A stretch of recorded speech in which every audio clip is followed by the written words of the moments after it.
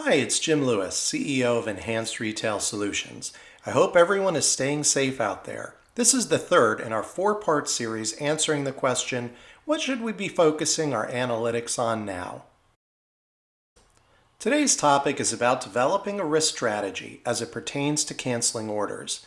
This subject can get very heated between buyers and suppliers, so it's worth spending some time on it. The benefit of a risk strategy is to help understand the impact that changes will have on our business and then using that information to make better decisions. While we're in uncharted territory on how to conduct business in the COVID-19 environment, there are some questions that we can break down to help us assess risk. 1. What effect will cancellations have on our inventory? 2. Which SKUs must be protected? 3. What choices do we have? Let's look at each one. Let's look at the first question. What effect will cancellations have on our inventory? Some retailers have flat out canceled everything, which may not end up serving them well, but we'll get to that later. We're recommending retailers relook at their next 6 months forecast, take the inventory model down, and then compare that to all the inventory in the pipeline from all channels and including the vendor's inventory. If the projected inventory is higher than the revised estimate, then determine how much needs to be reduced. You can conduct what-if scenarios by changing the model, showing what the net effect will be in each case. This very colorful and widely powerful spreadsheet was created by Paul Warren in our New York office and simplifies that process. We've used this in the past and can be used not just to determine what needs to be cut, but what might require new orders. After entering the criteria, weeks of supply model, and updated forecast, the optimal orders are shown in the section with the red box around it.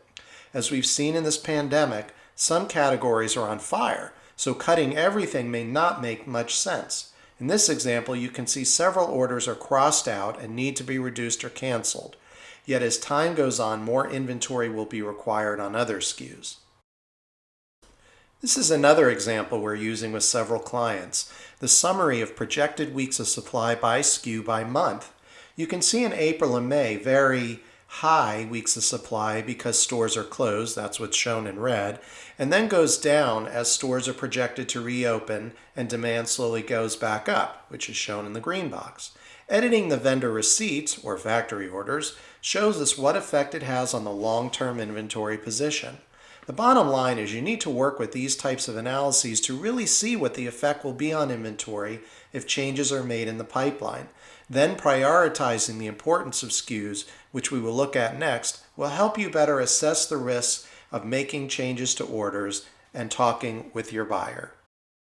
The second question is which SKUs should be protected? We're big believers in habitually conducting SKU rationalization, but now more than ever it's critical. In an environment where it's easy to just cancel everything, there may be reasons why you don't want to do that.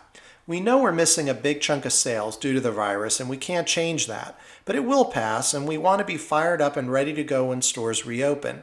So determining which SKUs we want to fight for is essential. There are several methods of analyzing SKU performance, including this very simple example that looks at item performance over time and creates a composite ranking based on units sold, sell-through, and profitability. Based on that ranking, we create criteria to define what's good or bad and assign a star rating to each SKU. We may decide that only items with 3 or more stars are worth to maintain in the assortment. Priority can be based on several factors. What about fashion versus replenishable items? In a fashion business, you may be looking more for broad trends that will help assort the next season. In this example, we look at the performance of the first 8 weeks of sales. Then we benchmark each category based on the average. Finally, we assign quartiles to each item. Anything in quartiles 1 and 2 continue, third quartile items we have to review, and fourth quartile items get dropped.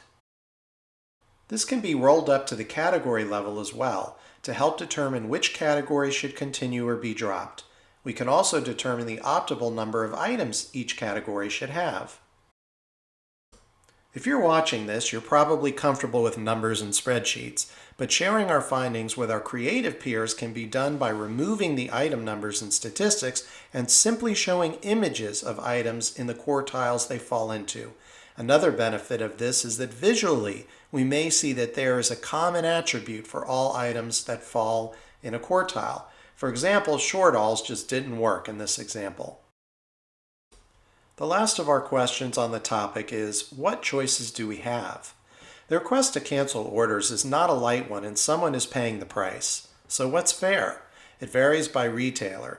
Some will be fair and others will simply exert our right to cancel any order per our contractual agreement, as it says when you log into one of our nation's largest 1,000-store chains. What are better options? Moving the ship date, canceling a portion of it, or slowing the delivery could work.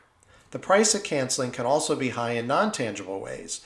For example, if a retailer cancels an order that was already produced or on the water, perhaps a supplier will sell it off to an off-price retailer, which could devalue the brand and price, especially if they are first-rate goods and they were destined for department stores. If a supplier is asked to cancel orders, it should also be remembered at margin assistance time. The situation is out of everyone's control, so any margin agreement should be nullified. That could be used as a negotiating point as well.